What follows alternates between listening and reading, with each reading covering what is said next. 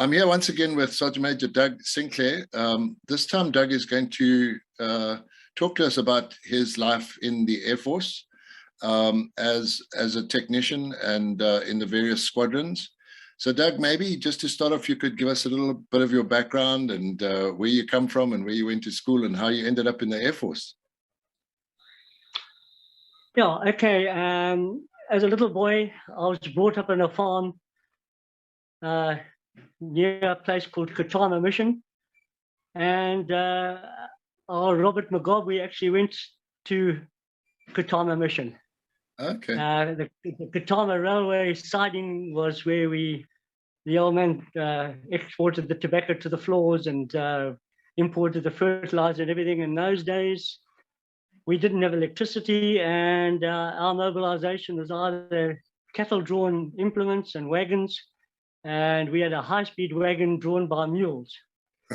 And those were my junior school days. I went to Rutledge School in Salisbury, later became Selborne Rutledge, not my days though. And then senior school, I went to Jameson High School because my brother had been there. Good old country school. It was quite a big school. We had 4 hostels and also a big contingent of day boarders that used to come in by bus from Cameron to mine. So it wasn't a bad school at all. I can mention it now. Some of the blokes we had in the Air Force from that school was Duncan Wallace, Tweedy Reed-Daly, Tinker Smithdorf. And just the other day we were talking about him, our Dr. Dennis Viljoen. So those are the blokes that came from there. Anyway, I might get things mixed up here. While I was at Jameson School, like early 1964, that was the days when Joshua Nkoma and Robert Mugabe and their entourages had been arrested and put into Wawa prison.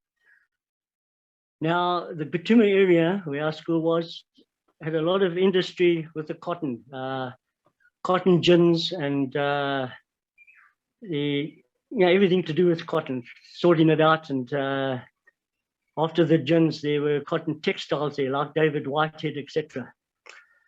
And we had to, for the labor for this lot, we had a township called Rumuko Township. And there were uprisings there. And as these uprisings got worse, the riots started. And in Jameson School, the blokes who were in the school cadets, which I was one of them, we had to partake in guarding the girls' hostels at night. So that was our early initiation of guard duties. Yeah. And all the hostels, we underwent training for how to cater with these riots if they threw petrol bombs into us, what to do, and all that lot. So that was our early initiation. Then, while the riots were going on in Rumuka Township, the Canberra flew over dropping leaflets, and that gave me some interest in the Air Force. And then later on, a helicopter landed there. It was pretty organized. Landed on the cricket pitch, and they came and gave a recruiting talk. Well, they also had a red face on the departure because the helicopter started up and ran his rotors for a long time without taking off, and then had to shut down. And what we learned afterwards is he had a slipping clutch. They had to send a crew with a new clutch out from New Serum, fix it, and then it took off. But it took a long time to take off because what I learned later is the pilot had to do all the necessary tests to make sure the rotor engagement was within limits and everything. But we got quite bored watching this, but still it raised my interest in the Air Force. I did apply for farming jobs before leaving the school, and none of those letters were answered. I applied for a job down at Triangle Sugar Estates because that was expanding, but that didn't happen. So anyway, I then applied for the Air Force, and they said, yes, you come for your interviews on such and such a date. I can't remember when it was. I think it was late January. Went along to New Serum at that date, and hell, I didn't realize how many people had applied to come to the Air Force. I think we had 80 odd youngsters that day, and we learned that there were another 2 days of recruiting interviews. So there were many youngsters that applied to get into the Air Force. I was one of the lucky ones, got my letter to say report for duty on the 1st of March, 1965. And that was it. Came in, didn't really know what I was in for, but I knew that it was be similar to the Army inductions. And yeah, I think everyone else explained how we went to training school and we did our PT, physical training and marching and drill. And in those days, Jimmy Crooks was our drill instructor.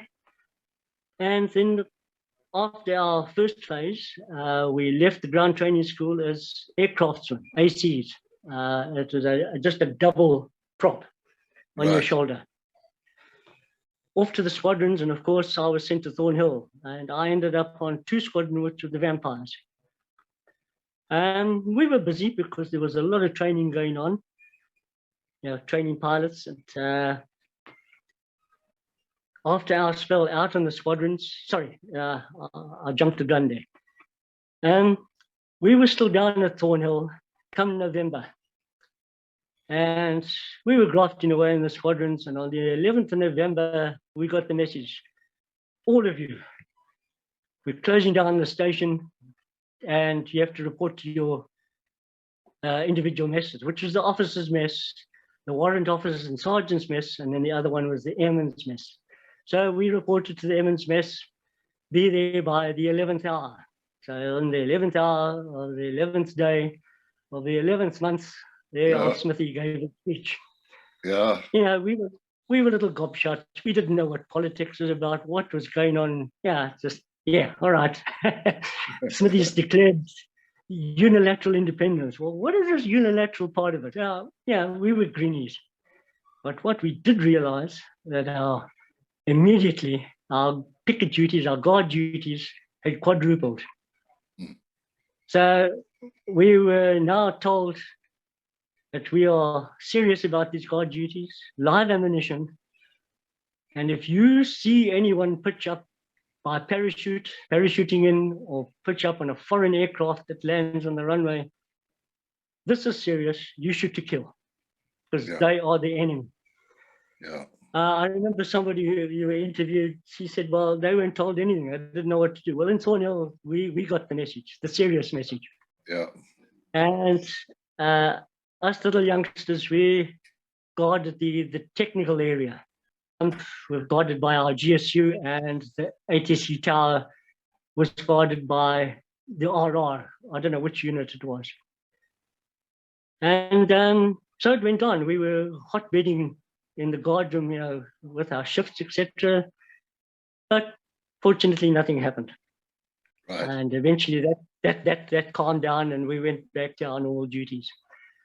We soon found ourselves back in Userum now for the next training course, part of the training course. And when we left there, we now left as senior aircraftsmen. That was now with the 3 propellers on our shoulder. Okay. And then back off to the squadrons. I went back to Thornhill, back to 2 Squadron, and then through that phase, and then back to ground training school for the 3rd time, to leave there as junior technicians, equivalent to a lance corporal, the 1 stripe. Right.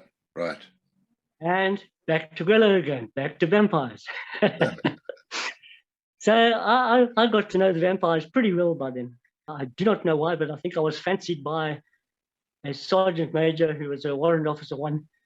His name was Jock Fair, and he ran the ASF, which was Aircraft Servicing Flight. In Userum, it was the Aircraft Servicing Squadron. So we were on a lower profile in Thornhill.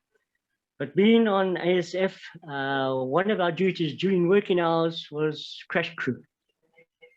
So I had to go and take my Coles Crane license, and I think I was one of the youngest blokes to ever have a Coles Crane license, but that was part of the job. In ASF, we did a minor and a Vampire. I did my turn in components bay, reconditioning various components, whether hydraulic or pneumatic, and getting them back into circulation, into storage, so they could be used again, whether it was a repair or refurbishment.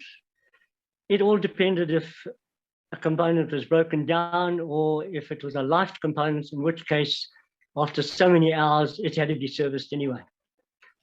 Yeah, I was then transferred in ASF to the wheel bay. And, you know, we repaired every wheel from all the aircraft operating on the squadron, whether it was a Hunter, Vampire, Provost, Trojan. And when you received a wheel, you dismantled it, removed the tire tube. Those tires all used tubes in those days. And cleaned the tire down, removed all the paint with paint remover, washed it, dried it, and then used the crack detection methods, which was spraying on the dye, the red dye, removing the residue, and then spraying on the chalk dust. That was by aerosol can. And if there were any cracks, it would show up as a red crack. And that rim would now be scrapped. When detecting that everything was all right, then you would paint the rim and flange and everything. When that was dry, take it back into the bay and reassemble it. New tube, new tire, and inflate it. Made sure no leaking valve, etc. And then it'd be ready for distribution to the squadrons again. This went on for a while, and it got quite a monotonous, boring job, but it was a job that had to be done. And only one bloke in Thai Bay, that was me. After a while, I asked for a posting to one squadron, and it was granted. I think that was about early 1969, roughly. And it was an interesting job, learning all about a new aircraft and how to handle it, etc. And as I said, it was interesting. One squadron was the Hunters. Was the Hunters, yes. Yeah. So I think that's where I first started some damage on my ears, because that starter, they used a chemical called avpin. It was a monofuel. It didn't need oxygen to burn. And when the Hunter used that on its starter, that was a very loud noise. And if you didn't wear defenders, you did some damage to ears. And I'm sure that's where it started. Anyway, after a while, I got itchy feet. I thought, no. I want some excitement. And I discovered there was an airframe fitter on 4 Squadron. His name was Mike Melton, and he was now engaged, and he didn't want to do any more bush trips. So we got together, collaborated, and went to OC Tech and said, well, this is what we'd like to do. And he says, I can't see any problem. Go back to your squadron WOs and put in for your postings, and I will approve it. So that's what happened. And it happened quickly. The next minute, I was on 4 Squadron. At that stage, 4 Squadron was only Trojans. The Aramaki AL-60B. We got up to all sorts of mischief because there were the names like John Britton, Phil Tubbs, Henry Jarvie, Hugh McCormack, Dave Jenkins, he was the bloke I was thinking of, and Clive Roberts and others. It was a bit of a stirring set of techs. And one of the things I remember getting up to is I had I think it was an 80cc little job, and we were allowed to ride motorbikes up into the tech area at Thornhill.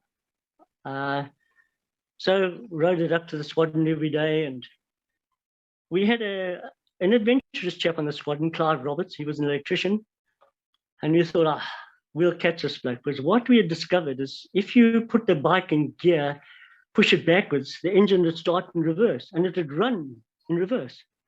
Unusual. It must have had a very odd timing where it was firing near TDC. But anyway, so we got our Clive Roberts out, and we said, Clive, we've just overhauled this engine, souped it up. It is really powerful now. He says, no, I've ridden that bike before. No. Come and try it. And this bike was now running in reverse.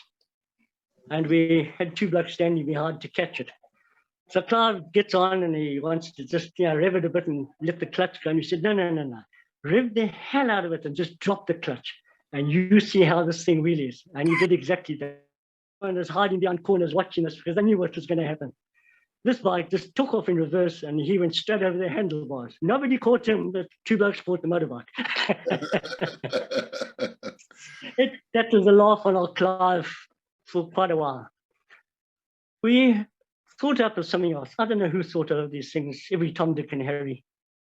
And we got hold of a light bulb, broke the glass, got a thunder flash firecracker, and put the wick around the filament of the whole lot in a packet of chalk powder, taped the packet up against the bayonet part of the globe, and somehow we snuck into instrument section. Now from our place, we could see instrument section.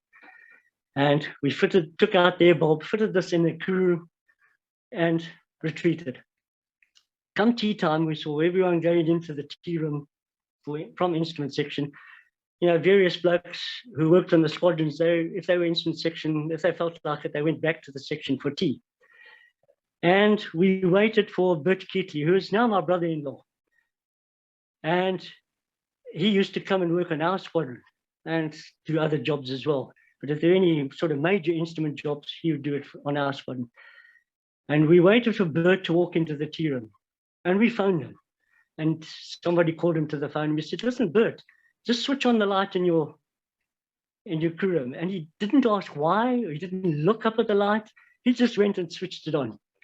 And of course, the next thing, there was just chalk powder billowing out all the windows, and they blokes leaning out the windows, coughing and turfing out their tea. And those are the sort of things we got up to. There's other stories as well, but it might take a bit too long. But those are the mischief things we got up to. It was an interesting squadron. At that stage, we manned 2 forward airfields, one at Wankie, one at Kariba, FAF 1, FAF 2. And that's where the Trojans are manned and working with the security forces, etc. A lot of our work was just doing recce's, especially up and down the river, looking for possible canoe crossings, marks, or maybe they haven't covered the canoes properly. Those are the things we're looking out for. It wasn't an exciting time, but we did a lot of flying hours, doing all these different things. Sometimes we had to go and do water drops. That's with, by our homemade parachutes, to either brown jobs or police part 2, or on the odd occasion, the SAP, if they got into a fix and ran out of water. Sometimes we did other supplies, but most of the time, the tech flew with the pilot. And I actually did a hell of a lot of flying with a pilot called Graham Cronshaw. Why I ended up with him so much, I don't know. But luckily, he was a very experienced pilot. He was not one of the junior boys. And why I say that is the one day we were flying up the gorge, doing whatever we were looking for, crossings and stuff like that. We used to fly very low over the water, 20, 30 feet. And we were trundling up the gorge one day, and over the intercom, we just heard tee-hee-hee. And Graham and I looked at each other because, looked to see if either one of us was saying tee-hee over our microphone. And bewildered look, and the next minute it was just over us. It was a hunter that came up behind us and came really low over us, and off he went up the gorge. Well, they leave a hell of a wake behind them, and that wake causes drag, all sorts of vortices, and Trojans don't like that. And fortunately, Graham, he thought quickly. He slammed the throttle. I'm sure we overboosted the aircraft that day, but you don't, at that stage, you're not looking at the boost gauge. You're trying to prevent this aircraft from ditching into the water. And pulled full flap, and there we were wallowing, trying to regain decent flight again. When we got up enough speed, pushed the flap back up, reduced back a bit into the throttle, which wasn't very much because the stalling speed and the cruising speed in that Trojan, pilots will correct me, but it was about 15 knots. It wasn't very much. That was a dangerous day, but the joke was on us. These are the sort of things that happens, that blokes didn't think of the consequences at the time. I'm sure Graham found out who that Hunter pilot was, but anyway. And I did about 400 hours on those Trojans. And the one day, instead of flying from Thornhill to Katanga Range, where all the aircraft did their range programs, whether it was gunnery or rocketry or bombing, but our boss here, Boss PB, he organized that we would fly to Katanga Range and operate from the dirt runway there. So our flying time was reduced, that's from Thornhill, etc. And we were operating there pretty well. Everything was going well. I think we had 6 provosts operating there. The gunnery was with the provosts, not the Trojans. At that stage, Trojans would be another time. And while we were operating there, I've forgotten how many days we'd been there, there was suddenly a signal came through from Thornhill. We want Doug Sinclair back at Thornhill now, prompt. They came running out of their house with a comment and said, change as quickly as you can into your camo kit and jump in a provost if their pilot's waiting for you right now, and he'll give you a lift back to Thornhill. Hell, nobody knew what this was about. Got to Thornhill, and the message was, Doug, get out, up to Flying Wing headquarters, now. If you don't pass, go. So that's what happened. And I was told that there was a meeting and they were waiting for me. And that's exactly what it was. There were, I don't remember how many blokes from Thornhill, but it was the selection of the first wave to go to OPSAND. And we were briefed by the DGSS. I can't remember what their abbreviation meant, but that was Group Captain, I've forgotten his name, from headquarters, the technical bloke. And everyone was waiting for me. We had the technical boss, the Group Captain from Air Wing headquarters, in Salisbury, and told us that we are going to South Africa and going to work on Mirages. Sure. But it's all top secret at this stage. Only you blokes know about it. And then we were given instructions and what to do, and we had to fill in Form CD1s to get our vehicles out exported, because those same vehicles had to come back in again because it was only a temporary export and blah, blah, blah. So now it is prompt. You will report to Air Force Waterkloof, the Waterkloof Air Force Base, that was it. And you blokes make your own way in your vehicles and get there. So that was the case. There was 3 of us from 4 Squadron that were chosen, Clive and Henrik, Rick Singleton and myself. As I said, I don't know how many blokes from Thornhill. There were other blokes from New Zealand that was chosen as well, and we were ready for our posting. But I just want to tell you one other thing that the blokes did while we were on 4 Squadron. Our boss was Boss Peter Boyer. He was an excellent OC. He was the one that was involved with a lot of technical issues in the Air Force and helping to make bombs with Cochrane's and all that lot. And the OC of each squadron could use his own private car to drive to work. All the others had to walk up to work or cycle up to work. But the OC, he could use his car. And old Boss PB, as we always called him, he had an old Morris Minor. And its registration plate was RB, whatever the number was. Rhodesia, Bulawayo, it represented. That's how old that number plate was. And the techs on the squadron thought, nah, the Boss PB deserves better than this. So they went to his car and blacked out the leg of the R. Said now it was P. So it was his registration plate read PB, Peter Boyer, the number. We didn't know what the reaction would be, but when he saw it, he just had a big grin on his face, a huge smile, and said nothing more. And he didn't rectify that. His car went for I don't know how many months with the PB on it. There's just one other little thing I want to tell that I should have told earlier. We had an armorer by the name of Colin Balfour, who was in our course, and he was always tinkering with this, that, and the next thing, and very dedicated to his weapons. But he found out how to make touch powder. It was actually getting iodine crystals and soaking them in scrubs of ammonia. And then later, when that had cured a bit, you scoop the iodine crystals out, and wherever you put that, it now dried, and it was now touch powder.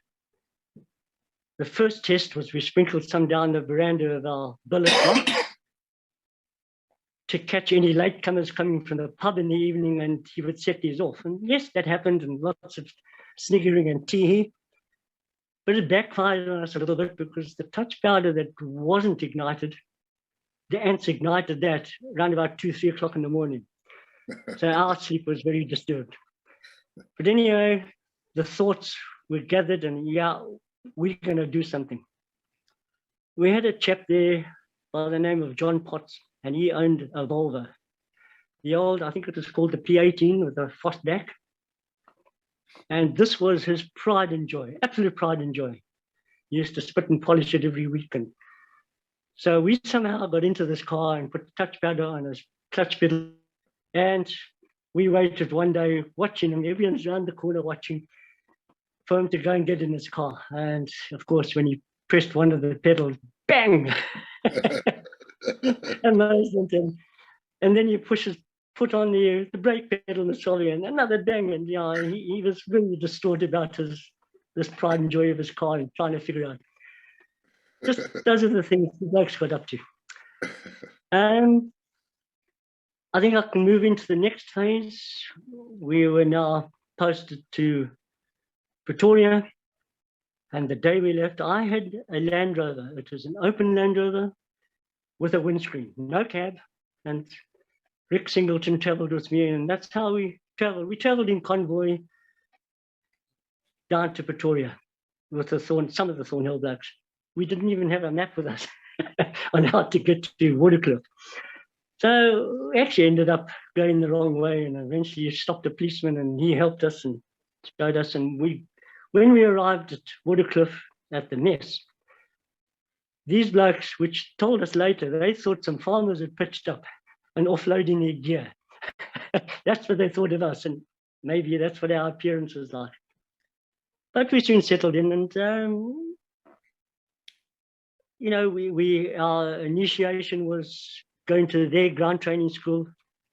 We spent about 3 weeks learning all about this high-speed aircraft. And after that spell, we came to the squadron. Nobody had told us that every other month, it was Afrikaans month. 1 month English, 1 month Afrikaans. Everything was done in Afrikaans, including our muster parade. Every Monday morning, they had a muster parade in the squadron. And, when the sergeant major shouted, "Parade, aan, dag," I tell you what, blokes that didn't know Afrikaans at all were very confused. Anyway, we progressed, and the Rhodesians we integrated very quickly. Those blokes on that squadron, the South African chaps, they were very accommodating, and it worked well. What we discovered is that about 1/3 of the personnel on the squadron now were permanent airmen. The other third were actually active citizen force airmen. In other words, they were territorials. And the other third was us Rhodesians. At one stage, when you got the newer aircraft, the reconnaissance ones, the R2Zs, I think we had 46 airplanes on the squadron. That's a large squadron. The reason it was so large is actually, it should have been 2 squadrons, because 2 and 3 squadron, the 2 squadron had the cheetah on the emblem, and 3 squadron had the, I think it was a bumblebee or the bee as their emblem, but they all operated on the 1 squadron. One of the reasons, maybe jumping the gun, yeah, one of the reasons that there were so many active citizen force blokes on the squadron, we in time learned it was very difficult for their Air Force to recruit permanent staff. For some reason, there was a reluctance for the young South Africans to be going to any of the regular forces, let alone the Air Force. So that's why they actually relied on a lot of the active citizen force. So on the first line servicing, doing turnarounds and pre-flights and after flights, etc., refueling it, a lot of that work was done by the active citizen force fitters. I'll get to a controversial part now. Why were we there?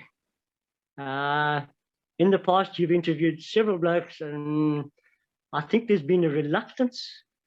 If they did know, there was a reluctance to reveal the truth, maybe for secrecy purposes. One of the reasons are, no, because we had South Africans up and acting as SAP with the Cessnas, the Kivets.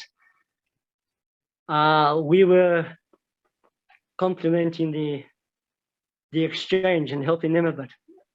I doubted very much that that was the right answer, because we were so short of people in our Air Force, techs, pilots, you name it. And there's now a squadron with, I think we had 13 techs, both from Thorndale and New Serum. I can't remember, but I think there were 6 pilots. Now that's a big draw from our Air Force. So I shook my head at that excuse.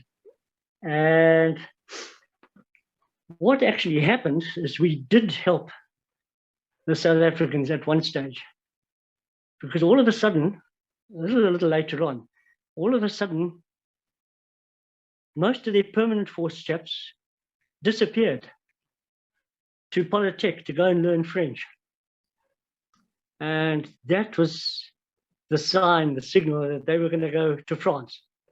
And then we later learned they were going to go and learn all about the F1, the Mirage F1s. They were not the Delta Wings. Slightly more modern aircraft, more suited, so we believe, to air combat. And those are the blokes later in life that actually came into contact with the Mirages in that Angolan war. When they disappeared, really there were very few permanent force South Africans left there. And that squadron was being run by, on the technical side, by us roadies and the active citizen force blokes. Was that a reason we had filled in there? I still shook my head. Our pilots, though, they only flew the oldest Mirages. They were called the CZs. And us techs, it wasn't possible that we could only work on the one mark. So we worked on all the different marks. Our pilots, when they went out to do gunnery programs, when we went out to Bloemfontein or Langebach to go out and do airstrikes out at sea, etc., our pilots did very well. They held the own on that squadron. And a lot of the time, they were top of gunnery, top of bombing, top of rocketry. So they were not a disgrace at all. They really shaped up. It must have been a completely different type of flying to those bucks, to go supersonic and do that air-to-air gunnery. When I say air-to-air gunnery, an Impala would pull a flag, a huge flag, but with a very long cable. I think it was 300 meters long. And the Mirages used to come and fire at that flag. Each pilot had a different colored dye put on the heads of his bullets. So when that flag came down again and they checked it, they could see which pilots had the strike. You've got 3 red stripes and 5 pilots at the stripes. That's how they counted them. It was all well organized. But then the part where I kept on shaking my head, why were we there, is 6 of us were actually selected. We were given South African uniforms. To us, they were terrible things. They were the bunny jacket. So when you wore your pants at the gentleman's waist height, your belly would stick out. So you had to pull now, you pull your pants up more so your tummy wouldn't stick out, those sort of things. And we went to Atlas aircraft to accompany, when I say company, one of our aircraft flew there, a CZ, one of the old ones that our pilots flew, and to do a minor service at Atlas. And that minor service had the full South African crew as they normally did on a minor. And us Rhodesians were now paired off with them to do this minor air inspection. And when we got there, those blokes actually knew who we were, but we still had to be in disguise as we were South Africans, because most of those blokes we paired off with on that inspection were actually ex-South Africans anyway. They had left the Air Force, done their time, and now got jobs in Atlas Aircraft Corporation. So my question was, after that exercise, when we had finished that service, one of our pilots came down to Atlas to do the air test. So it was a full involvement by us. And I always used to think to myself, listen, if we just went to South Africa just to help them out, why was a contingent sent to Atlas? Because the normal squadron blokes, they didn't do that. I always thought that we were going to get that old fleet of aeroplanes. That's why our pilots only flew that Mark. We were going to get those, and I reckon we were going to operate those from Fieldy Air Base. But everyone denies that. So it's still a big question mark. I'm sure that the Air Force attaché who was working down there at the time, I'm sure he knew all about it, and somebody up at headquarters knew exactly what was going on. From 2 Squadron, that's in South Africa, we should have done 2 years there, and several of us asked for an extension because, hell, we were cashing in there. Our dollar was fetching R1, I think R1.36 at one stage, the difference in devaluation.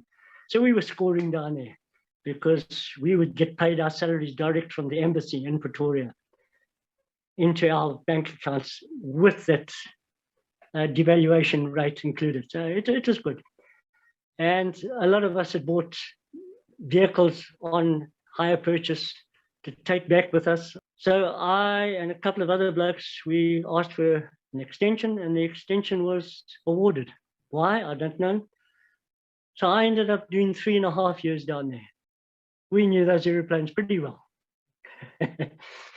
And after the 3.5 years were up, replacements came down, and we went back. We were supposed to go back to our parent squadrons and sections. In other words, I was destined to go back to Thornhill, back to 4 Squadron. And I knew if that happened, me as a single bloke, I would end up with cirrhosis of the liver. So I applied, we had heard that 7 Squadron were really scraping the barrel looking for techs because they had now adopted a policy where they would no longer use juniors because there had been an incident or 2. So now they adopted a policy it was only sergeants and above that would be recruited as technicians on 7 Squadron. So knowing that they were really battling to find blokes, because a lot of blokes, once you were a sergeant, you were married, you didn't want to do bush trips anymore. So there were a couple of us that applied from Pretoria to go directly to 7 Squadron. And to my surprise, that was awarded. So when we were posted back, off we went to 7 Squadron. So I just want to go back now. I'd been transferred to Hunters, which are our fastest aircraft in our Air Force, then posted to 4 Squadron, which are our slowest aircraft in our Air Force, even slower than the chopper, and then to the fastest aircraft in South Africa, supersonic aircraft, and then back to our helicopters, which now were the slowest aircraft at New Zealand, just to show you the variations. And a hell of a lot of our pilots who were in OPSAND came back to 7 Squadron. So there was a big culture change, flying a supersonic aircraft and now going to a rotary wing But that's how we did it. I just wanted to say to you that when you had your interview with Dave Jenkins, he mentioned that they did 3 months of familiarization and conversion onto the helicopter. Right. Well, by the time we came along, the things were getting hot out in the bush. There were quite a few FAFs with fire forces. And our training was 3 weeks. Sure. From 3 months to 3 weeks. Yeah. First of all, we did our theory. And in fact, Jenke, in the theory, Jenke was teaching me all about engines because I was an airframe fitter, trained. And now we had to become multi-trade. Rob Bloomeris did our airframe fitter course side of the helicopter with the theory of flying. And then we progressed onto cargo swinging, hoisting, mountain flying, and then onto Katanga Range, where we did firing with the MAG. We only had MAGs in those days fitted, and very few rounds fired from the K car. Those rounds we used were ball rounds, firing into water so we could see where our hits were. There was a drum placed in a pond, and that was our target, so to speak. Then we're out to the squadrons. Well, we weren't that genned up, as the expression we used. We weren't that genned up on these helicopters. We were still learning a lot about them, but we were thrown in the deep end. My first posting was to Kotwa Hill, and we had a fire force there. Our fire force there on Kotwa were the RAR. And when we did our training on the squadron, we were trained, if you have a casevac, you stop. Preferably the pilot stops the rotor blades. You can leave the engine running. You go and open the baggage compartment, get the stretcher out, wander off to wherever the patient was, organize with the army medic, whether he's had morphine and still has to keep the drip and whatever, and strap him into the stretcher, cart the stretcher off to the aircraft, put the stretcher in the aircraft, now strap the stretcher down so it's secure. After closing the baggage compartment, get back in the helicopter, put your headgear back on, and plug it in and report to the pilot, okay, we're ready for takeoff. That was the training part of it. Well, we had an HDF, early hours. HDF, if anyone wants to know, high density force. And it was with more the RR than anyone else. I think there was some RR call signs involved as well. And it appeared to be a successful one. There was a contact, and there was somebody injured. We were called on to go into the casevac.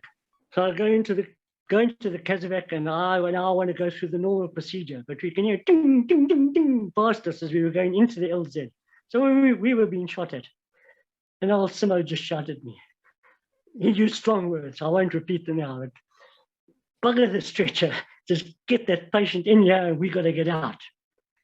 So all our training went out the window. It was grabbed hold of this poor bloke. He had had a stomach wound, so it was bad. I grabbed this bloke, loaded him onto the floor in the chopper, no strapping in. The medic hadn't even had time to put in a saline drip. It was just get out of there as fast as possible. And that's what happened. I think we took the bloke straight to Motoko to get assistance. Somehow, I don't think he lived. But now I just want to go back a bit. I never knew how I would react with enemy shooting at me or dealing with casevacs. I didn't know how I'd react. I don't think any tech ever did. He always kept that to himself. But when I saw this bloke, he's a black man, but he's one of our soldiers, shot in the stomach like that, that was the turning point for me. I knew how to just grit my teeth and hell, it's now the enemy or me. And that was my initiation. Later on, we were called out to a landmine incident. And knowing when you get to the landmine incident, you don't land on the road in case there's AP mines, anti-personnel mines being planted for you, and land in the bush away from the incident. And that's where you drop your first respondent tracker team, which we did. We got airborne again. And straight away, these blokes found tracks and they were on their way. Reported to us which direction it was. And KK said, okay, we'll be behind you. And he started organizing what to do with the other sticks, where to put the stops. We decided, well, we're empty now. We're going to go back and refuel. We went to Kotwa to refuel, so we could stagger it so all the G cars don't run out of fuel at the same time. On our return to orbit, it was a safety precaution. You do not rejoin the orbit if you can't see the other other two G cars. And Simo could only see one G car, so we couldn't join the orbit because we didn't know where the other bloke was. And the last thing you want is an air-to-air incident. So we were flying in a very large radius orbit before we could identify the second chopper. But he had gone back to refuel and we hadn't picked this up on the radio. Fortunately, on our large orbit, we flew straight over these blokes who had seen to the landmine incident. Of course, they didn't wait for the landmine, the bus to detonate the landmine. Once they had laid it, they had legged it. So they were about 12 kilometers away. It was a beautiful target, especially for K-car, because these blokes were running across granite rock. If it had been a K-car, it would have been a beautiful incident. But now I've got an MAG. And so, we'd been shot at, and the rounds had hit the perspex. And you know how fast one's mind can work in a contact. I'm sure you blacks are aware of that. I just thought, hell, we've flown into a swarm of locusts because there was just perspex flying in all directions. And then came to my senses, no, there's the enemy down there. And now, and our Simo just shouted at me. Some good F words as well. Just pull, stop, bloody, because we were taught short burst, re-aim, short burst, re-aim. And he just shouted at me, just keep pulling. So yeah, now I'm pulling, and you have to get a DH to hit a bloke, drop him. And these hits were going all over the granite rock, and we hit some, I think we were wounded. We got a definite kill awarded to us later because the entry went in the top of the head around. But those were the days when there was a competition as to who got how many kills, whether it's the brown jobs or the blue jobs or whatever. Later on, that sort of competition faded away. But anyway, every time I wanted to stop pulling, Simo would just shout at me again. And we, after 250 rounds in your belt, we had a vacant clip. So you'd get a stoppage. And that was to tell the tech, now change your barrel, because you've done 250 rounds to this barrel, it's hot. Change the barrel. So now I say to Simo, I've got to change the barrel. Oh boy, the word started again. Not changing that barrel. Just recock and keep firing, and that's what happened. When we got back to Kotwa, after K-car came over, we got back to Kotwa to now pick up more troops to bring them back for the K-car commander to use. We landed at Kotwa. It is now time to refuel again. That barrel, that MAG barrel, even after that flying and all that wind over it, was still so hot I couldn't touch it. Anyway, managed to remove the barrel, fit the new barrel, and sort out more ammo, and off we went. Just to pause you there, Doug. Sorry? We were told, I was an MAG gunner, and we were told in our training in the RLI, we took an MAG on a tripod down, to test it on a sort of a fixed platform. we were told that you only have to change the barrel after 500 rounds. So you were within a safety margin there, carrying on, firing another 250 rounds. But after 500 rounds of continuous, that's 10 belts, the barrel actually starts to droop. You know, gravity starts bending it. But it's red hot, white hot almost at that time, at that stage. Yeah. Well, I just want to tell you about that. It must have been a worn barrel to begin with, because, you know, a lot of our barrels, it seemed bloody good life. Yeah. When I got back to New Zealand, and the one armourer, I think it was Colin Belfield, he was attached to our squadron as an armourer. And he said, Doug, what did you do to that barrel? I said, well, nothing. He says, well, the army had to scrap it. So I don't know what the story was, but that barrel had to be scrapped. Sure. And that was my initiation on my first trip. Not only that, because I was a flight sergeant, whenever there was something to be done to engine controls or flight controls, they had to have an independent inspection, and the senior bloke, if you're a flight sergeant, you had to go and do the inspections, the independent inspection on that. And we had a main rotor tip strike, and it was a severe one, so I had to change the main strike on some goalposts as the aircraft came into a soccer field, and now those had to be changed. So I was thrown straight into the deep end doing all these inspections and putting my signature on the line.